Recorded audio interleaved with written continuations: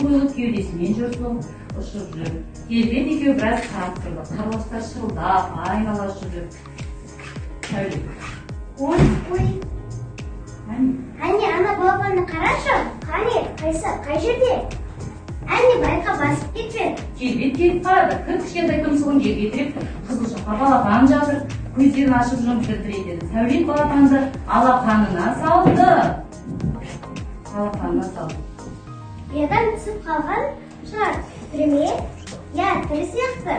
Бізден қорқып тұрған шығар. Онда ұясына қайда салайық? Деді де сатына кеп, үйдің қалтасына келіп, сатқа шығып балапанды ұясына салды. Сәуле түзен келбет, сатын алған соң қарғастар ұяға қонды.